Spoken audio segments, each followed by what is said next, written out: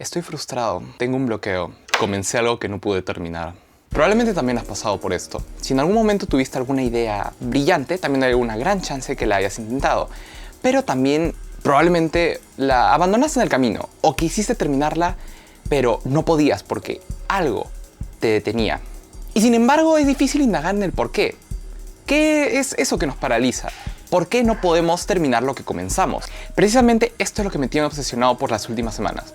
Hablemos un poco sobre arte inacabado. La historia del arte está plagada de obras inacabadas. Muchas de las grandes obras maestras del arte occidental, pensemos en el Requiem de Mozart, los libros como El proceso o El castillo de Franz Kafka, o gran parte de la obra de Leonardo da Vinci, están inacabadas. Mozart caducó antes de terminar el Requiem. Franz Kafka le pidió a su amigo Max Brod que quemara gran parte de su obra porque no las consideraba dignas. Y Leonardo da Vinci era inquieto, impaciente y muy perfeccionista. ¿Cómo que Da Vinci tuvo TDAH? Quiero centrarme en qué pasa por nuestra cabeza frente a lo inacabado. Por ambas partes, quiero decir. ¿Qué hace que no podamos terminar una obra y la dejemos inacabada? Pero también, ¿qué nos atrae al arte inacabado y qué hace que resuene tanto con nosotros? Porque innegablemente hay un atractivo en el arte inacabado, más allá de solo ver cuál es el proceso detrás de lo que estaba haciendo el artista antes de abandonar su obra. Verás, mi perfijación por este tema nace de un libro, uno póstumo e inacabado, que de hecho tuvo como cerca de 5 versiones y su autor tenía todavía más identidades. Sin embargo, la canónica de origen, la biográfica, es Fernando Pessoa. Terminé el libro El desasosiego hace unas semanas tras varios meses de lectura y no puedo sacarlo de mi cabeza. Es una obra fascinante, una rareza total, una recopilación de muchísimos fragmentos de prosa que tienen poesía, diario, ensayo, crónica, reflexión, musitaciones en general de la vida, o sea, todo vale. Su autor, el portugués Fernando Pessoa, es una figura absolutamente fascinante. Es uno de los autores más influyentes de la literatura europea del siglo XX y se caracterizó principalmente por su uso de heterónimos. Una identidad literaria ficticia, pero con una identidad y biografía particular. Gracias Google. Pensemos entonces en el heterónimo como una manera en la cual tú creas una identidad propia que no es la tuya y bajo este escribes, lo cual te genera parámetros, es decir, como si tú fueras otra persona. Bueno, Pessoa tenía 70 heterónimos, pero por suerte en este libro solo nos centramos en uno de ellos, que es Bernardo Soares, tenedor de libros de Lisboa. Bernardo Soares es una figura absolutamente hermética, encerrada en sí misma, melancólico, solitario, básicamente se pasa la vida sin moverse, solo pensando en todo aquello que no es y no pudo ser. Reflexiona y vive completamente ensimismado en su mundo interior. Es decir, Bernardo Soares es el heterónimo perfecto para reflexionar sobre lo que no es, lo inacabado. Y es precisamente algo que me fascina del libro El desasosiego. Es casi una meditación sobre sí mismo. Pessoa murió a los 47 años de un supuesto cólico hepático que aparentemente muchas personas atan a su problema de alcoholismo. Había trabajado en el libro El desasosiego por más de 20 años y en las múltiples cartas que lo menciona siempre alude a que está incompleto y que todos son fragmentos. Que todavía no es digna de ser enviada, todavía está inacabada, le falta algo. En la última carta en la cual saluda el libro, que data de 1932, Pessoa comenta que tiene todavía mucha cosa que equilibrar y revisar, y no puedo calcular que honradamente me lleve menos de un año rematarlo. Lamentablemente podemos saber por la línea de tiempo que no terminó siendo ese el caso. Verás, el libro El desasosiego se publica por primera vez en 1982. Han pasado casi 50 años desde el fallecimiento de Pessoa. Y desde los 60 es que sus editores, o en general los expertos pessoanos, intentan editar el libro. Y no es difícil entender por qué demoraría tanto tiempo editar esta cosa de aquí. El libro, en esta edición de acantilado, que edita Richard Zenith, traduce perfecto a cuadrado del portugués, consta de 481 fragmentos de prosa, otros varios más incluidos en lo que se llaman los grandes fragmentos, a lo largo de como 550 páginas. Y este es solo una de como 5 versiones que hay solamente en español. En inglés y en portugués probablemente estamos hablando de más. Pongámonos un rato en el lugar de los editores. Encuentras muchísimas menciones del libro El desasosiego, pero lo que encuentras son fragmentos, fragmentos y fragmentos que Pessoa nunca llegó a componer y ordenar en vida. Estos fragmentos no tienen realmente un orden cronológico, más allá del orden en los cuales se escribieron. No solo porque muchos de estos fragmentos no tienen fecha, sino porque no hay un argumento en el libro El desasosiego. Entonces tienes lo que son cerca de 700 fragmentos de prosa que los editores tienen que ver ¿Cómo los ordeno? Hay una conexión temática aquí. Se puede hacer realmente trazar de cuándo son las fechas en las cuales se escribieron estos fragmentos, y tienes otro no acabar. Es decir, el libro del desasosiego en su propia construcción es un puzzle. Es un libro que nunca iba a poder estar acabado. Es un libro completamente incompleto. Es un libro fragmentario en su origen y en su estilo. Es una obra que nunca realmente sabe lo que quiere y siempre está como meditando sobre sí misma. Y es precisamente lo que me tiene fascinado. Es un rompecabezas andante y constante. Y es, yo creo, uno de los grandes tratados de la historia del arte de lo que muchas personas llaman la estética de lo inacabado. ¿Se acuerdan de Da Vinci hace unos cuantos minutos? Bueno, regresemos al Renacimiento. Giorgio Vasari es considerado el padre de la historia del arte por su libro La vida de los más ilustres arquitectos, pintores y escultores de Italia, desde Cimabue hasta nuestros tiempos, publicado en 1550. De todas las biografías que componen el libro, la más extensa, curiosamente, es la del único artista que estaba vivo en ese entonces, Miguel Ángel Buonarroti. Vasari creía que con Miguel Ángel se llegaba a la perfección, que él era un regalo divino para el arte. Y viendo las esculturas del artista, no es difícil estar de acuerdo con Vasari.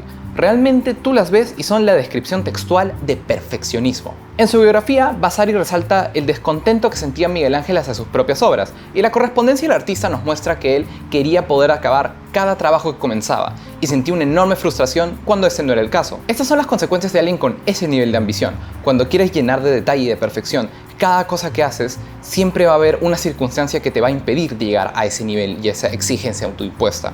Esto se puede ver en su opinión de Donatello. Incluso con toda la estima y respeto que le tenía, él comenta que la única falla que tuvo fue que no pulía lo suficiente sus obras, que se veían bien de lejos, pero que de cerca no respondían a su reputación. ¿Qué le pasa a Miguel Ángel? Y sin embargo, Vasari comenta que este es el punto de las obras de Donatello, que se ven bien de lejos, que tienen un carácter que si se pulieran más lo perderían, ya no tendrían esa personalidad. Y esta es la estética de lo inacabado, el non finito. Y esta es la manera en la cual se conoce a la manera en la cual Donatello esculpía sus obras, dejando una parte del material sin tallar. Es curioso que, aún con la crítica que hace, Miguel Ángel sería el que llevaría hasta el extremo a la estética del non finito, dejando un contraste mucho mayor entre las figuras que estaban delineadas en el mármol y el bloque de material enorme que no se termina de acabar. Y sin embargo el resultado es fascinante. Miremos la historia de una de sus grandes obras inacabadas, Los Esclavos. Cuando el Papa Julio II le encarga esta obra a Miguel Ángel para la construcción de un mausoleo a su nombre en el año 1505, él ya era un artista sumamente conocido y célebre en toda Italia. Ya había esculpido la Piedad, ya había esculpido el David, y por lo tanto tenía mucho trabajo por hacer porque era muy solicitado. Cosas tan simples como pintar el techo de la Capilla Sixtina o encargarse de la construcción de la Basílica de San Pedro, obra que recién finalizaría en el año 1626, mucho después de la muerte de Miguel Ángel. El Papa Julio II fallece en 1513, por supuesto, el mausoleo sin acabar, por lo cual pasa a otras manos, hay distintos cambios y fases, se recorta la ambición de la escala de lo que iba a ser la obra, y esta recién se finaliza en el año 1545. Casi toda una vida. Y es en medio de toda esta tumultuosa faceta de cambios y procesos y retrabajos que Miguel Ángel esculpe 4 piezas, 4 esclavos que actualmente se pueden encontrar todavía atrapados en el mármol en Florencia. Por un lado, el mármol está ahí, tú lo puedes ver y a la vez es el mármol lo que está cubriendo lo que tú imaginas que podría ser la pieza acabada. Como está inacabado, lo que tú estás viendo es un mundo de posibilidades y eso te lo permite el mármol sin tocar. Y por otra parte, en el contexto de una obra que representa figuras humanas aprisionadas, es difícil no ver el material como un peso que cargan las personas. Sobre todo porque hay partes bien definidas, pero es precisamente porque estas coexisten con las que no están acabadas lo que le da un carácter provocador a la obra, sobre todo en uno de los 4 esclavos que es el esclavo Atalante, donde no puedes separar la parte acabada de la inacabada, pues el bloque de mármol prácticamente está engullendo la cabeza de la figura, casi como si fuese Sísifo cargando la piedra. Es un peso gigante y tú sientes ese efecto.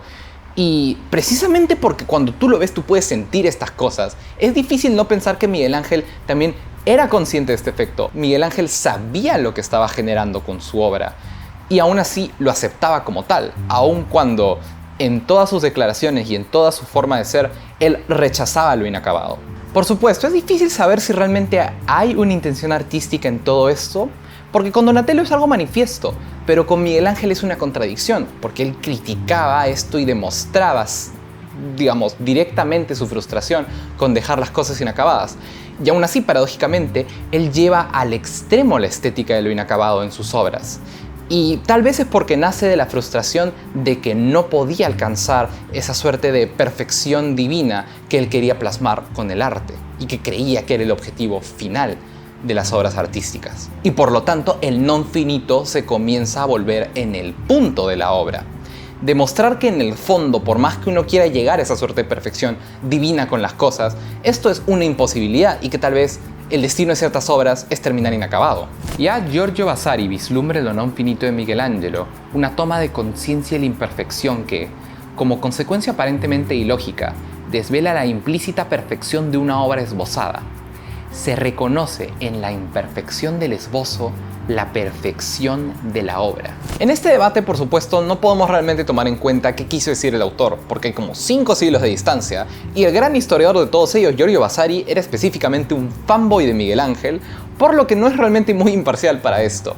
Pero quedémonos con el non finito como marco de análisis, la estética de lo inacabado como lo que podría ser el punto para ver estas obras.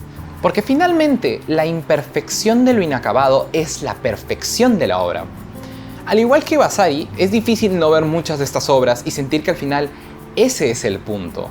Esa estética de lo inacabado, esa falta de pulido, ese detalle, ese carácter que gana gracias a esas circunstancias que tal vez lo llevaron a ese punto. Pero ¿cuáles son esas circunstancias? ¿Qué es lo que realmente puede llevarte a ese extremo de sentir que le das y le das vueltas, intentas llegar a ese estatus final de la obra, pero al final, por obvios motivos, lo terminas abandonando? Ahora sí, volvamos a Lisboa en el siglo XX. Pessoa camina siempre en la delgada línea de lo non finito. Todo el libro El desasosiego clama una estética de lo que nunca podrá ser terminado. Nunca sabremos si Pessoa, de vivir más años, lo habría publicado terminado, pero sí tenemos a la obra como testimonio. Hay una palabra con la que te topas leyendo el libro una y otra vez, intraducible del portugués, que encapsula todo esto. Saudade. Saudade, saudade, saudade, saudade, saudade. Me quedo buscando cuántas pronunciaciones hay para la bendita palabra y parece que cambia tanto en Brasil, que es más como saudade, y en Portugal, que es como saudade o saudade. Y a estas alturas, la verdad que ya no sé cómo decirla. Así que, ¿sabes qué? Mira, vamos a decirle saudade y lo dejamos ahí, ¿ok? Para fines prácticos, para no torturarlos con mi mal portugués, lo dejamos en saudade, ¿ok? Bacán, chévere, piola. Dato curioso, por más de que este guión está listo hace varias semanas, por alguna razón recién en este momento me doy cuenta que hay una escena de Betty la Fea donde se habla de la palabra saudade. Saudade. Saudade. Una tristeza, un dolor, una melancolía que sentimos cuando nosotros sentimos falta de algo. No lo sé, créanme, ¿ok? La saudade no es una cosa mala.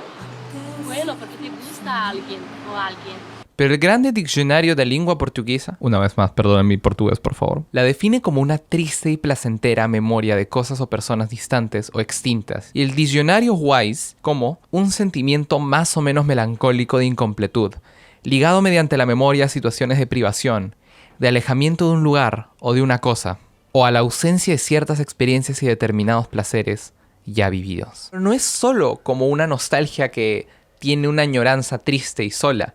La saudade en el fondo se regocija en lo ya vivido. Es melancólica, pero también tiene mucho júbilo. En un artículo de la revista Nexos, encontramos el supuesto origen de la palabra saudade. Los rumores decían que entre los marineros portugueses del siglo XV solía brotar una sensación agridulce que los motivaba a contar historias y entonar canciones, porque trasladarse más allá del mar implicaría una vida entera en añoranza por su tierra de origen. El sentimiento de falta por una causa externa claramente identificable, el hogar, la patria, se convirtió para algunos en una inquietud inherente al alma que podía o no rastrearse a una pérdida concreta. Y eso se sentía muy humano. La dimensión temporal de la saudade responde a pasado, presente y futuro. La saudade en el fondo es una manera de querer ver hacia las cosas que han terminado, pero no queríamos que terminaran y por lo tanto las seguimos viendo, las proyectamos, las imaginamos. Entonces es el júbilo de lo que se vivió, pero también es triste porque ya no está, se ha perdido. Es una palabra que encapsula todo y es muy complicada de definir y por eso es que no tiene una traducción literal al español y se trae de manera exacta del portugués. Y sin embargo es por eso que me fascina que en el libro El desasosiego, Fernando Pessoa la utiliza 78 veces en el corpus de los 481 fragmentos que componen el centro de la obra. Entonces, estas 78 apariciones se dan a lo largo de 48 de los 481 fragmentos. Elegí unos 6 o 7 fragmentos y creo que con eso podemos quedarnos para analizar y entender cuál es el origen de esta parálisis que de alguna forma se vincula a la saudade. La constante es que la saudade representa esa imposibilidad de que las cosas ocurran como realmente las imaginamos en nuestra mente. Porque a veces es triste que las cosas sean tan distintas a lo que realmente queremos que sean. Los sentimientos que más duelen, las emociones más punzantes, son los que son absurdos. El ansia de cosas imposibles, precisamente porque son imposibles. La saudade de lo que nunca fue. El deseo de lo que podría haber sido. La pena de no ser otro. La insatisfacción de la existencia del mundo. Todos estos medios tonos de la conciencia del alma crean en nosotros un paisaje dolorido. Un eterno ocaso de lo que somos. El desfase mental de lo que creemos y lo que es, lo que imaginamos y lo que resulta, ahí radica la saudade y la parálisis. Porque efectivamente, ¿qué sentido tiene crear en un mundo tan estático y que nunca podrá capturar nuestra subjetividad? Y en los demás fragmentos, algo más extensos, Pessoa a través de Bernardo Soares expande este sentimiento, esa prisión que también capturó el mármol inacabado. Vivo siempre en el presente. El futuro lo desconozco. El pasado ya no lo tengo. Me pesa el uno como la posibilidad de todo y el otro como la realidad de nada. No tengo esperanzas ni saudades. Sabiendo lo que ha sido mi vida hasta hoy, tantas veces hasta tal punto lo contrario de lo que yo hubiera deseado, ¿qué puedo presumir que sea mi vida mañana, sino aquello que no presumo que sea, lo que no quiero, lo que me sucede desde fuera, incluso a través de mi propia voluntad? No tengo nada en mi pasado que recuerde con el deseo inútil de repetirlo. Ni las sensaciones de momentos idos me resultan saudosas. Lo que se siente exige su momento. Pasado este, hay un volver la página y la historia continúa, pero no el texto. Las frases que nunca escribiré, los paisajes que no podré nunca describir, con qué claridad los dicto a mi inercia y los describo en mi meditación cuando, recostado, no pertenezco sino de lejos a la vida. Esculpo frases enteras, perfectas palabra por palabra. Tramas de dramas se me narran construidas en el espíritu, siento el movimiento métrico y verbal de grandes poemas con todas sus palabras y un gran entusiasmo, como un esclavo al que no veo, me sigue en la penumbra. Pero si diera un paso desde la silla donde sepulto estas sensaciones, casi perfectas, hasta la mesa donde me gustaría escribirlas, las palabras huyen, los dramas mueren, del nexo vital que unió el murmullo rítmico, no queda más que una saudade lejana. Si un día me aconteciera que, con una vida firmemente segura, pudiera libremente escribir y publicar, sé que tendría saudades de esta vida insegura en que apenas escribo y no publico. Tendría saudades, no solo porque esa vida frustrada es el pasado y una vida que ya nunca tendré, sino porque hay en cada tipo de vida una cualidad propia y un placer peculiar. Y cuando se pasa a otra vida, aunque sea mejor, ese placer peculiar resulta menos feliz, esa cualidad propia es menos buena, dejan de existir y notamos una ausencia. Casi pido a los dioses que pueda haber que me mantengan aquí, como en un cofre, defendiéndome de las amarguras y también de las felicidades de la vida.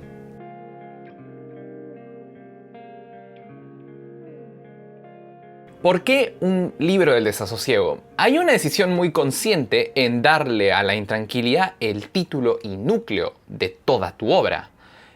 Hay un flujo interesante en estos 3 fragmentos, incluso reordenados, que pintan un fresco sobre la parálisis artística. No hay nada que podamos presumir del mañana cuando es el presente lo que exige cada momento. Y el texto ya ha ocurrido, ya terminó de ocurrir, ya está acabado, aun si sentimos que ese no es el caso. Igual que en Miguel Ángel y en la exigencia de Da Vinci y de Kafka, vemos el frustrante choque que le quita el sentido y la motivación a lo que hacemos.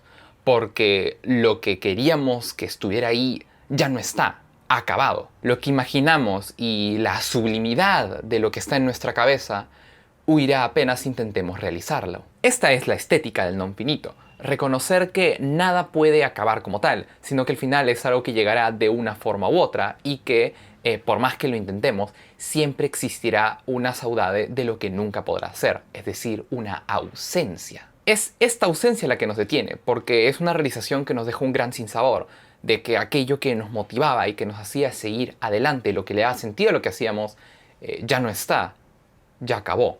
Y precisamente por todo esto es que encuentro tan fascinante que ese otro fragmento final, donde Pessoa reconoce que incluso si tuviese esa vida donde no tiene restricciones y puede escribir y publicar libremente, tendría saudades de esa otra vida que sí tiene, donde tiene esas restricciones, donde no puede publicar, donde no puede escribir, porque nota una ausencia.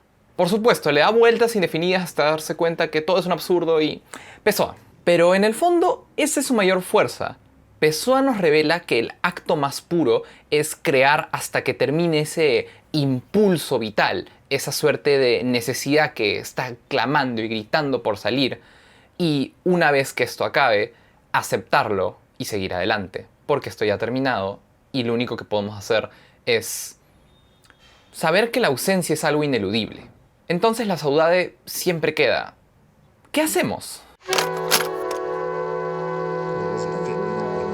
En el año 1966, la banda The Beach Boys, una de las más exitosas de la historia del pop de los 60s y la más emblemática del surf rock, lanzaría Pet Sounds, uno de los discos más aclamados de la historia del pop en general. Es un disco revolucionario, no tuvo el éxito comercial que había tenido The Beach Boys hasta entonces, pero sí lo tuvo en la crítica, porque tenía un nivel de ambición que no tenía ninguna banda pop hasta ese entonces. Claro, a excepción de The Beatles. Tras casi 60 años, está muy documentada esa suerte de carrera armamentística que tuvieron tanto The Beach Boys como The Beatles para hacer el disco más ambicioso que pudieran dentro de sus parámetros de pop. Esto lo lograban a través de una mayor ambición en la producción de las canciones, en el trabajo de las armonías, en los conceptos, en las capas sonoras que iban apilando una tras otra y una tras otra. En el caso de The Beach Boys, el gran representante en medio de toda esta vorágine, el gran maestro detrás, es uno de los hermanos Brian Wilson. Brian Wilson es uno de los grandes representantes del non finito moderno. Así como Miguel Ángel, es un artista tremendamente ambicioso que no quiere parar hasta llegar a la perfección absoluta, aun cuando todo se la pila de por medio. Es muy obsesivo. Y esto está muy registrado a través de lo que iba a ser la secuela de Pet Sounds, el álbum Smile. Smile iba a ser todavía más ambicioso que Pet Sounds. Iba a comenzar a abandonar esa estructura de canciones tradicional del pop y apostar por algo más influido por la música clásica. Es decir, el trabajo de leitmotivs, trabajar movimientos que evolucionaran a lo largo del disco, muchas más capas sonoras, instrumentalización con muchísimos músicos de apoyo y incluso experimentos casi de música concreta. Es una locura. Y sin embargo, Smile es uno de los grandes que habría pasado así de la historia de la música. Brian quería cambiar la lógica del single pop y comenzar a hacer que se influyera más en la música clásica, con una lógica que operara más a través de movimientos y con mucha mayor duración de lo que se estipulaba en la época. El gran single debut de lo que iba a ser Smile, Heroes and Villains, tentativamente se dice, de nuevo, hay muchos rumores y leyendas urbanas alrededor de esta historia, que iba a tener una versión de 10 minutos. Claro, ahora con All Too Well y Taylor Swift eso era muy común, pero estamos en los 60s. Muchos ha dicho la historia del alza y caída de Brian Wilson. Trabajo intenso y obsesivo, peleas internas en el grupo, entre los cuales por supuesto están sus propios hermanos, incluso esa leyenda urbana enorme de la reacción de Brian Wilson tras escuchar Strawberry Fields Forever de The Beatles. I was real relaxed when Strawberry Fields came on the radio. I locked in with it. I locked right in with it and I had to pull over my car over to the side, listen to it, and I said, I've never heard anything like this in my life. And he just shook his head and he said, they did it already. I said, they did what? He said, what I wanted to do, Smile. You know, maybe it's too late. Y por supuesto son los 60s, así que hay mucho consumo de sustancias psicoactivas de por medio. Mitos y leyendas de lado, la historia habló. Tras muchas postergaciones, Smile terminó siendo cancelado.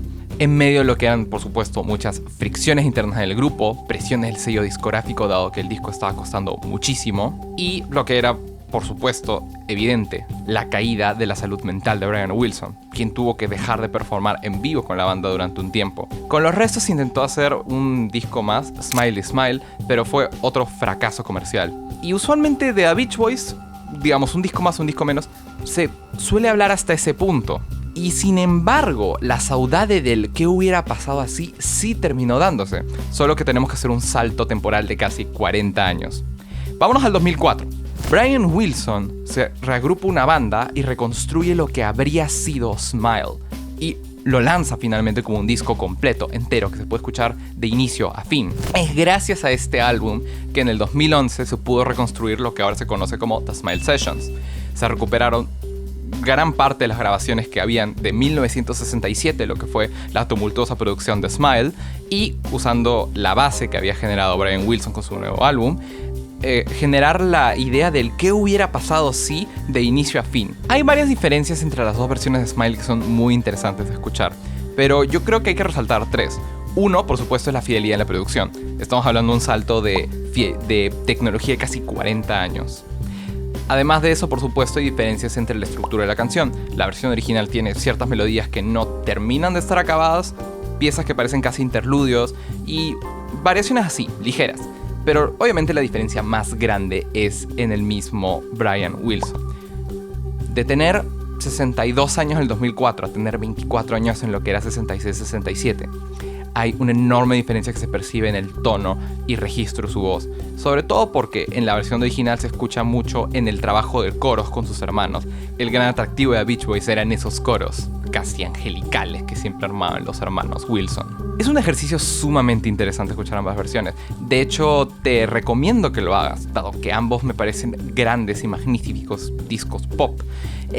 Y aún así, por más de que la versión de 2004 es el disco acabado de inicio a fin, que sí funciona como una pieza completa, me siento mucho más atraído a lo que es The Smile Sessions. Y usualmente si uno pregunta en foros vas a encontrar que esa es la opinión común. The Smile Sessions es la versión superior, porque tiene las voces originales de los Wilson. No está acabado, es casi fantasmagórico, pero es que eso es lo fascinante. Es una vista a ese pasado que nunca terminó de darse. Es una manera de revivir la saudade de lo que fue por casi 40 años una leyenda enorme en la historia de la música popular occidental. Y por supuesto un poco las conclusiones o historia que nos deja. No podemos recuperar el tiempo, hay mucho que se pierde, y sin embargo hay algo muy bonito en poder ver, digamos, Smile como esa suerte de puente casi cohesivo desde su trágico final en los 60s hasta su versión, digamos, completa en el 2011 con The Smile Sessions, como una suerte de puente de todo lo que fue la música popular desde su gran alza y explosión con estas bandas como The Beach Boys y The Beatles a lo que podría ser actualmente el status quo de la música pop. Ha cambiado mucho y The Smile Sessions demuestra cómo es eso. Nos permite ver por un momento una ventana de tiempo de lo que no es. Es fantasmagórico, pero eso es lo que lo hace tan evocativo de escuchar. Y ese es un poco el punto. Lo que es fascinante es que evidencia que hay algo que pudo estar ahí, pero que no lo termina de estar y nunca va a poder estarlo. Y esa es la gran fuerza expresiva que tiene Smile como álbum, como pieza expresiva, porque en el fondo todo lo que tiene que decir está ahí, y eso es lo que hace que termine siendo una gran obra que representa como ninguna otra la estética de lo inacabado y el intento de poder hacer con eso una pieza, porque ese es el punto. Smile siempre va a ser un disco inacabado, pero nos permite observar a veces qué es lo que ocurre detrás de eso. Es sumamente imperfecto, pero tal vez eso es todo lo que tiene que ser. Y me quedo con dos conclusiones de todo esto. Por un lado, las cosas inacabadas son necesarias porque nos hablan mucho de nuestra capacidad de dejar pasar lo que ya ha terminado, aun si sentimos que todavía no ha acabado. El non finito es una línea estética particular y fascinante porque nos habla de ese vacío, nos deja con eso y es muy potente su poder expresivo. Y por otro lado, también no puedo dejar de pensar en Brian Wilson y sus casi 50 años de saudade finalmente finalizadas en uno de los discos y proyectos musicales más enigmáticos, fascinantes y ambiciosos de los últimos 50 años de música occidental. Por supuesto, Smile sigue siendo un disco inacabado, así como el libro El desasosiego nunca iba a estar finalizado, y Miguel Ángel dejó su última piedad inacabada. Y sin embargo, creo que a veces comenzamos cosas que no debemos terminar. Me hace pensar mucho en el origen de esa falta de la saudade de la que hablaba de los marineros portugueses. A veces nos embarcamos en alta mar y salimos a una vida de añoranza por nuestro hogar, porque sabemos que probablemente nunca regresemos. Pero es precisamente ese sentimiento, ese proceso agridulce de la añoranza, la que usualmente nos lleva a los rincones más humanos de nuestra alma. Utiliza lo inacabado como inacabado. Dale nuevas formas. Incluso si quieres regresa a ello muchos años después. Pero usa el poder de lo inacabado. Finalmente, y espero que Wikipedia no me esté mintiendo en este dato porque era un gran cierre, Fernando Pessoa, tras su fallecimiento el 30 de noviembre de 1935 a los 47 años, nos deja con un último texto, escrito en inglés. No sé lo que traerá mañana.